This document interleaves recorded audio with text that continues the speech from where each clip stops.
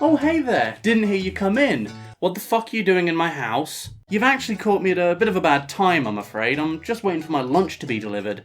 Shouldn't be too long, come to think of it. Oh, there we go.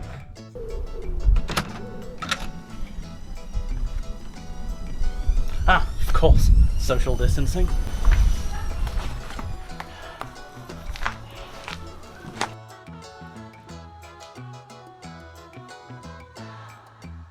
What?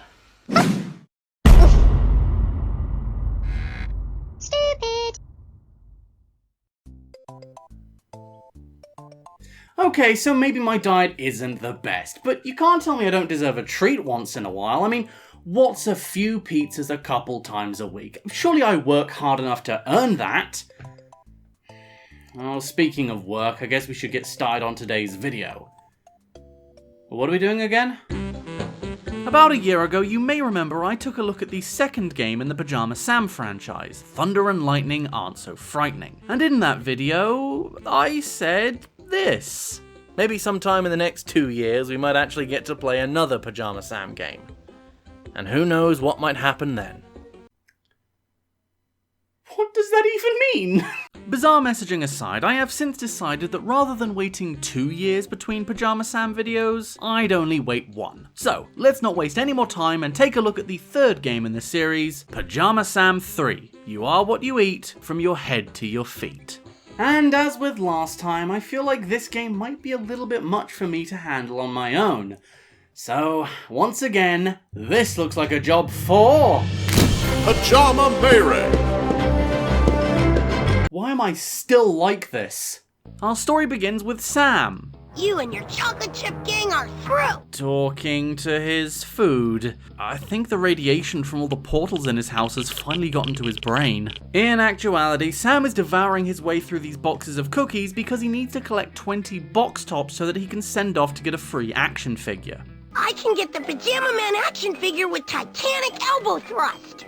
First of all, it's called the Judas effect. Have a little bit more respect. And secondly, my man, you do realize Tupperware exists, right?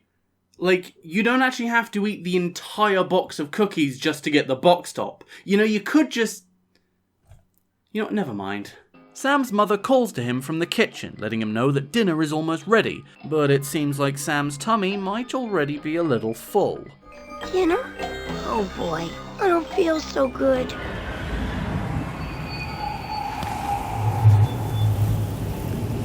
Just then, he hears a strange rumbling coming from his yet uneaten box of cookies. Hey!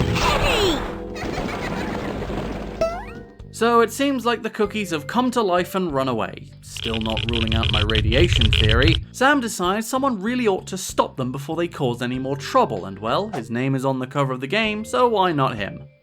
Alright, cookies. Your dinner spoiling days are over. Pajama Sam is on his way. We follow the crumbs into the pantry where the door shuts behind us, and then we get a brief glimpse of Sam's dark alter ego, Anti-Sam. That's copyright infringement, that is. Stumbling around in the dark, Sam eventually ends up falling down what I assume was a special effect they couldn't afford and lands on top of a giant cake. He then finds himself in the center of a... food party?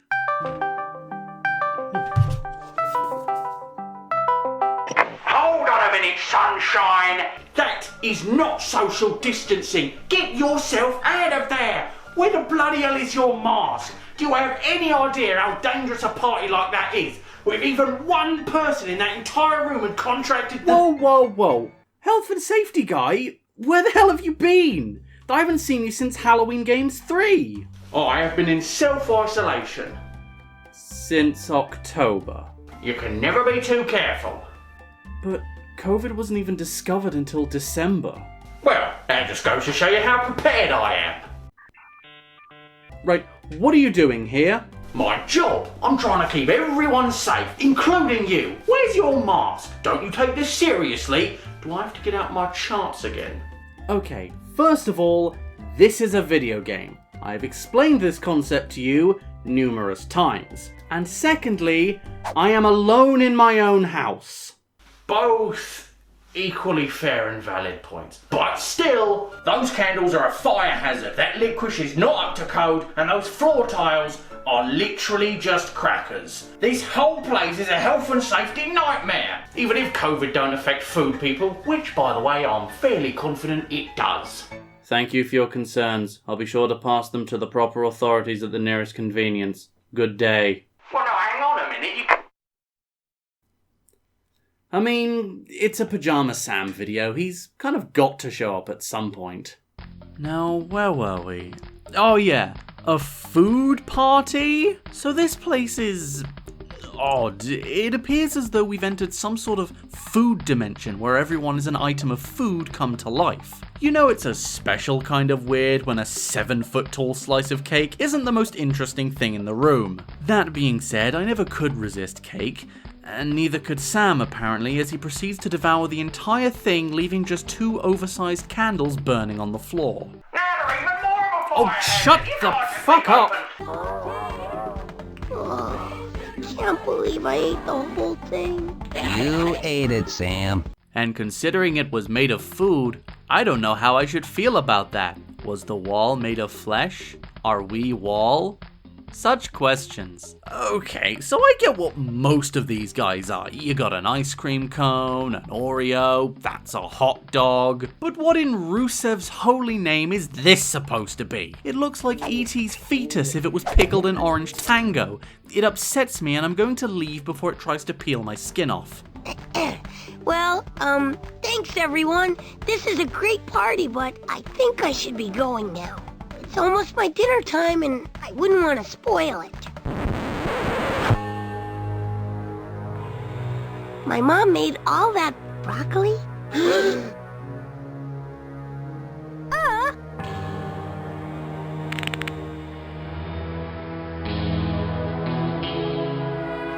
Turtle! Yeah! Jail! Jail! You can just wait here in jail until your trial next month, healthy boy.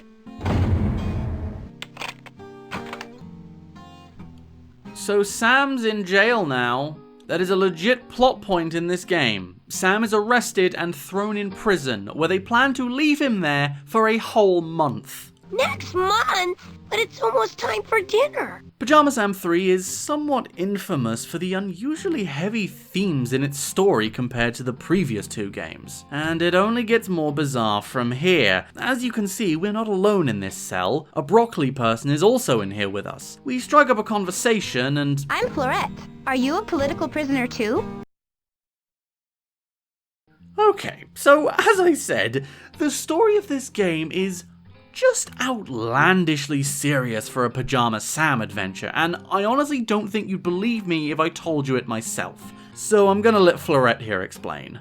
I'm one of the delegates to the big peace conference at the food pyramid. Peace conference? Yes, delegates from all the food groups are supposed to get together to work out our differences. I represent the vegetables. What does that have to do with you being in jail? Those sweets locked me up in here because they don't want the peace conference to happen. I had no idea that sweets were so mean. They're not all like that. It's mostly just this one group. Sometimes, when you get a lot of them together, they get a little crazy. And once again, we see the unmistakable stench of politics investing our video games. I mean, who is this even for? The beta cuck soy boys lapping the progressive Kool-Aid from their feminist overlords? I wouldn't be surprised if Antifa Sarkeesian was behind this writing decision. Total cringe. So yes, the plot of this game involves the false imprisonment of a foreign dignitary by a fringe group of radicals wanting to disrupt a peace conference. Or, you know, terrorism. I mean, jeez, I haven't seen a children's game this politically charged since Putt-Putt rigs the election. Anyway, none of that is relevant because we're still stuck in prison. I can see the key is hanging on the opposite wall, but how do we get it? There's not really that much in here with us, just our cellmate, a magic calendar, and a pile of, It looks like shit. But hang on, that candy cane looks cracked.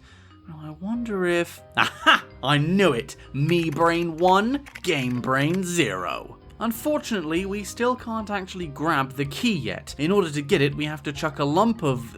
What actually is this stuff anyway? Hey, bonbons! No? We throw the bonbon at the key, grab it with the candy cane, Sam continues to worry me with the size of his stomach, and we escape prison.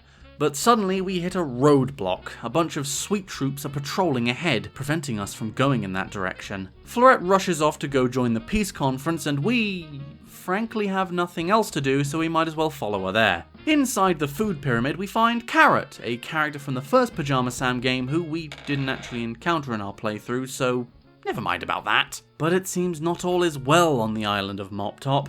Only 2 of the delegates have arrived, and if the conference doesn't take place, then General Beatfoot here will have no choice but to declare war. Alright, that's it. This means war! War!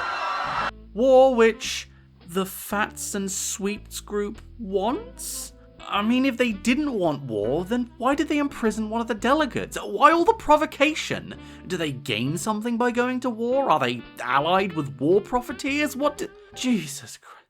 Is this Pajama Sam or an episode of Clone Wars? So, as you can imagine, it's up to Sam to locate the missing 4 delegates. They are Chuck Cheddar, who represents dairy, Pierre Lapin, bread and grains, Granny Smythe, fruit, and Bean 47, who I can only imagine represents bald men who like to kill people while cosplaying. We hear from General Beatfoot that the sweet troops have moved, meaning that the previously blocked path should now be accessible. We leave the food pyramid, detouring slightly to grab this coupon for a free dance lesson, don't worry about it, and head onwards on our quest. We come to a fork in the road, and I can't help but notice the sign with creepy eyes that follow you. Also, there's a donut just sort of tied to a tree. Hang on a minute. If everyone in this world is food, then this giant donut is hung from a tree by a rope. What does that mean? Oh, sweet Jesus.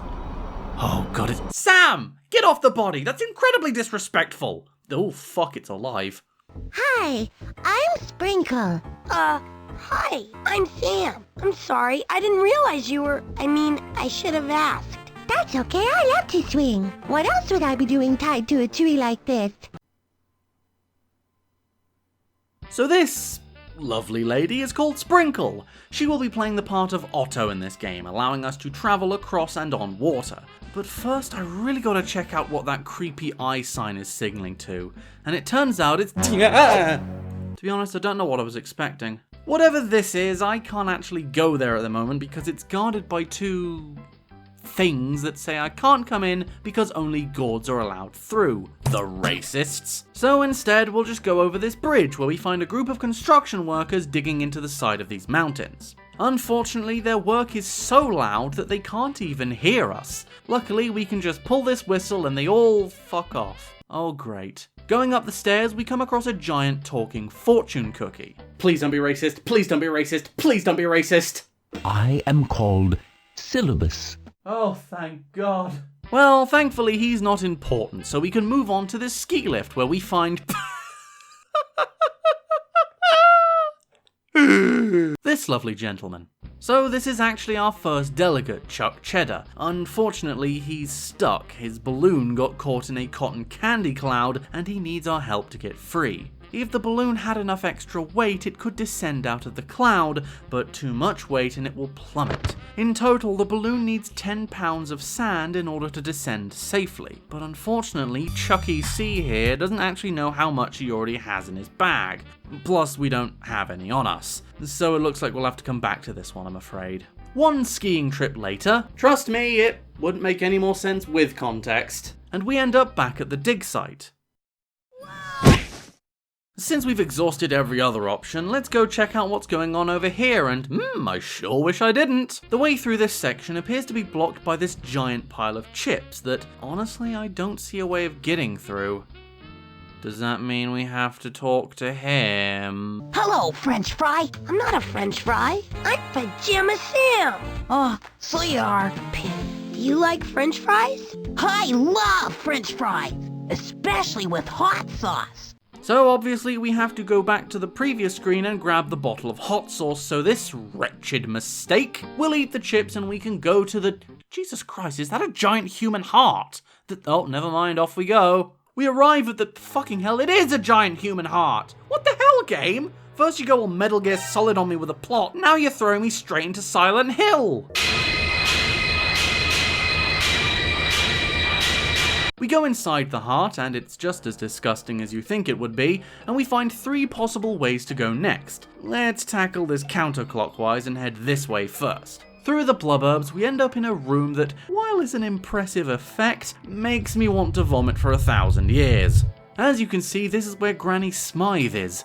Unfortunately, she is trapped, unable to escape from the writhing, bouncing mass of dance-crazed humanity.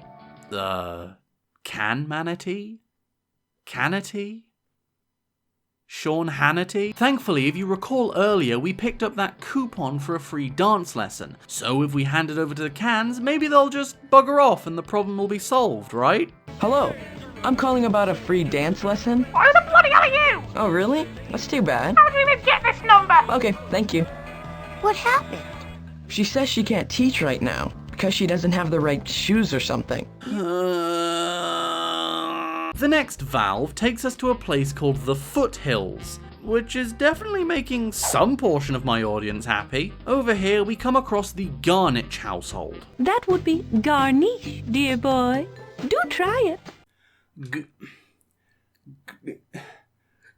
Fuck off. These two are Selma and Selena, the Celery sisters, and as it turns out, Selena here is the dance instructor from the coupon. We try to use it, but she explains to us, "Oh, I'm terribly sorry. I can't honor that coupon right now. Not until I get some new shoes." New shoes? Yes, the sweet troops commandeered the old ones to use as cargo boats, and I'm having trouble getting new ones. She's very hard to fit. That's right. I wear a size 37. See? Really, dear, must you? Alrighty, folks, step right up and place your bets. I want to know just how many foot fetishists worked on this game. I'm hearing 1, I'm hearing 2, I'm hearing 3 podiatric perverts at humongous entertainment. well, evidently she needs a new pair of shoes. Add that to the list of shit we have to do. Anyway, beyond the house, we come across a factory where a racially charged protest is happening. Oh boy, not at all a touchy subject in the year of our Lord 2020 AD. Not at all. The jelly beans feel unappreciated by the kidney beans, and the kidney beans feel exactly the same. Now up here you'll notice Bean 47, one of the delegates, is trapped on this crane and can't be rescued until the workers stop striking and go back to work. So it looks like we're gonna have to break up this entire protest by ourselves. Unfortunately, I don't actually have a Pepsi item to give to anyone, so this might just be impossible. In actuality, what you have to do here is go into this trailer and speak to the foreman. This will trigger him to go outside and talk to the workers, causing them to drop their protest signs. While they're on the floor, you simply swap them around and each side ends up holding the other's sign, effectively gaslighting them into believing the other side has changed their views. Either way, that is our first delegate rescued, and now we can check out the last heart valve door, and we end up at Muscle Beach, where we meet Zach, a rotund vegetable whose idea of hiding from the sweet troops is wearing a bag on his head. Yeah, that'll do it. He also apparently has a talent for guessing people's weight. You weigh 42 pounds. God, I wish. We steal his sweaty sack and move on to the fairground, where we find Pierre Lapin stuck in a Ferris wheel. Can you get down from there? Alas, no, I am trapped. The Ferris wheel, she has no power. The exercise machine on the beach furnishes the power, but no one seems to be exercising, and so she does not move. God, he is painfully French. So as Pierre said, the Ferris wheel is operated by the exercise machines on the beach, but sadly the Buffins aren't working out at the moment as they're all distracted drawing these lady muffins while they sunbathe. I mean, can you do that? Just draw women on the beach without their consent? I asked the ladies when they'll be done sunbathing, and they say they have a timer, and when the bell rings, they'll leave. So it looks like we need to find a bell to get them to bugger off so the Buffins can get back to working out. Now, why you can't just tell them, hey, there's a man stuck on the Ferris wheel and he can't get down unless one of you baked potato ass looking motherfuckers pedals for a few minutes, I sure as hell have no idea. But it looks like it's up to us, as usual, to solve this easily remedied problem by doing some weird esoteric shit because nobody in these fucking games has a conscience of any kind. Right, off we go then. Also, just gonna take some sand with me, 3 scoops to be precise, don't worry about it. On the other side of the beach we find a pier with a very Squidward-esque green bean selling balloons, and I don't necessarily mean in his appearance, but more his general outlook on life. Do you like selling balloons? Oh yeah, it's the fulfillment of all my hopes and dreams. Well, that sort of attitude sure isn't going to make me buy a balloon, so I'll just take my money elsewhere. Like this photo booth where we can make Sam pull all kinds of faces. Here are some of my favourites.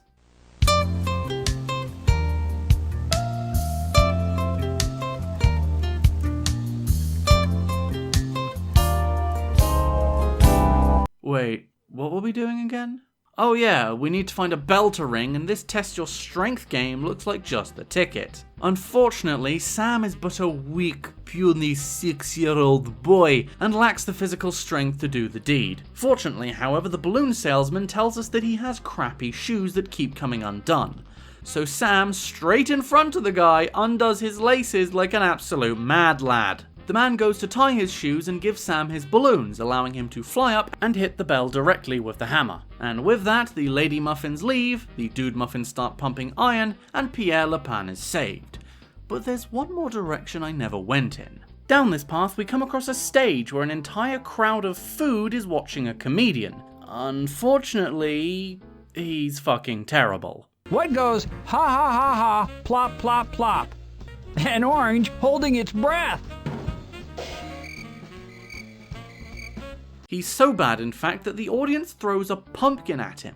Like a whole-ass pumpkin. I imagine one of those would cause some serious head trauma if it actually hit you like that, but never mind. So nobody finds this guy particularly funny. That is, until he comes out wearing a pair of clown shoes, which the audience instantly finds hilarious. After the show ends, we follow this guy back into his house, because that's what a normal person does, and introduce ourselves. Hi, I saw your act. Tell me the truth, did I stink? Sure. I haven't been able to tell a decent joke since those sweet troopers marched through here and got my note cards all out of order. I'm a lousy comedian. As you probably guessed, we have to sort out his notes so that his setups match their punchlines. It's a simple matching game which I imagine would teach young kids some valuable lessons about joke telling or some pretentious shit. Once we fix his joke cards, he goes back out onto the stage and absolutely kills it. What's round and tangy and blue? And orange holding its breath.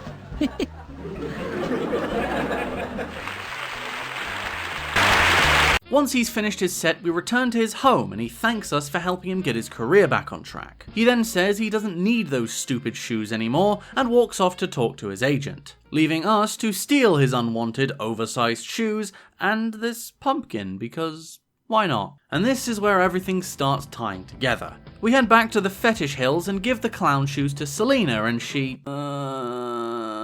Then we head on over to Granny Smythe and try to get the cans to ring the number on the coupon again. This time, of course, it works since we gave her the new shoes and she's able to honor the coupon and what the actual fuck, and begins teaching the cans how to dance. And while they're distracted, Granny Smythe is able to make her way out of the mosh pit and over to safety.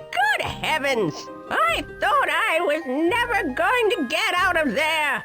Young people have no respect these days. Yeah, okay, boomer. Just hurry up and get your ass to the conference. We got a war to stop. With that, we only have one more delegate to rescue, Chuck Cheddar, who, if you recall, is stuck in his balloon. We head on back to the bridge area and make our way over to the creepy eyes of watching and use the pumpkin to disguise ourselves to get into the tower. We use the oscilloscope to see that Chuck's sandbag has 7 pounds of sand in it. If you remember earlier, he said he needed 10 pounds in total to get his balloon unstuck. And I just so happened to get 3 scoops of sand back at the beach. I wish I could do a joke where I pretended that this was all luck when in actuality I clearly cheated in some way, but no, that was legitimately just a lucky guess on my part. So with Chuck Cheddar rescued, it's time to head over to the peace conference, which is going about as smoothly and as maturely as an actual session of Parliament. Flathead. Shrub. Entree. Loaf. Pablum. Grub. Order! The honourable gentleman will resume his seat immediately. I will say though, Chuck Cheddar does make a good point. I'm telling you, meals should consist strictly of dairy products, for health reasons. But all this bickering gets a bit too much for Sam, and he feels the need to step in and offer his negotiation skills. You two are arguing about whether cheese or bread is better, but it takes cheese and bread to make a cheese sandwich, which is maybe the most perfect food there is. And neither of you could do it without the other. And there's other stuff too. What about peanut butter and jelly? Or macaroni and cheese? Or peaches and cream? All the best things to eat are made by different kinds of food working together. And that's what you should all be doing. Instead of fighting, you can work together to create new and better things. New? Better? Sure, like maybe an apple, broccoli, bean, cheese, and lollipop sandwich. The kid's got a point. No, he bloody doesn't. That sounds fucking disgusting. So Sam's intervention works and the conference is a success. General Beatfoot hilariously declares peace, and the game ends with Sam realizing he is definitely late for dinner. And so ends Pajama Sam 3, You Are What You Eat. Also, the guys who made this game were really into feet.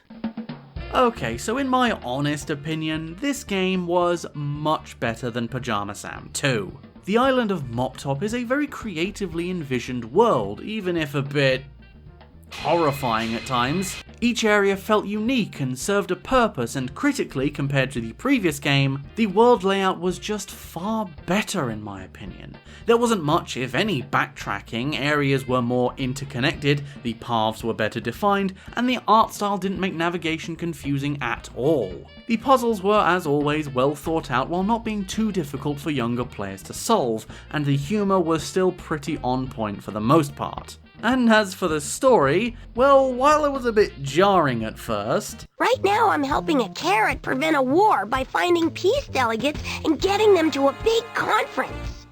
How delightful! I can't really find fault with it. It was actually pretty funny in its bizarre seriousness. And the message is without a doubt a good one to spread, especially for the younger kids this game was aimed at. Though I gotta say, the collectible this time around was a bit pants. I mean, box tops, I guess it's relevant to the story, but they're just shoved in a shoebox. There's no little puzzle or anything. But that's a nitpick if ever there was one. Pajama Sam 3 is an absolutely solid experience that I would definitely recommend. Now, as I'm sure you're all aware, there's like a bajillion Pajama Sam games, so we're not done with this series just yet. Sooner or later, we'll find our way to Pajama Sam 4.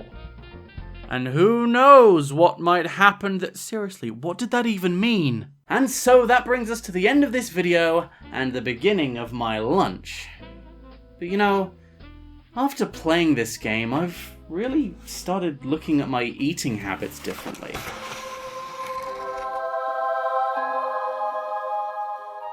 Maybe I'll just have a couple of slices as a treat. I mean, what's the worst that could happen? I ate too much pizza.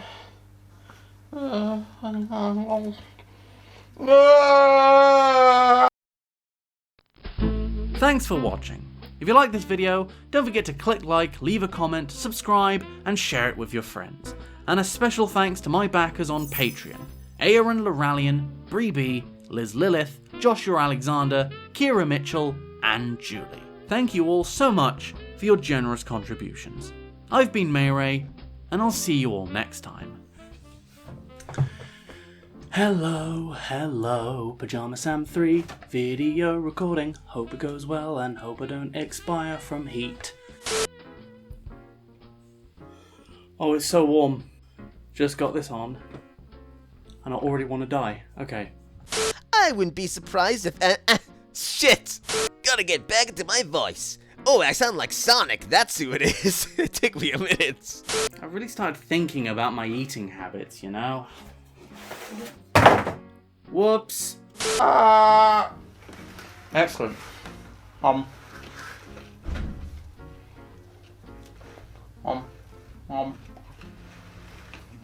Stop judging me.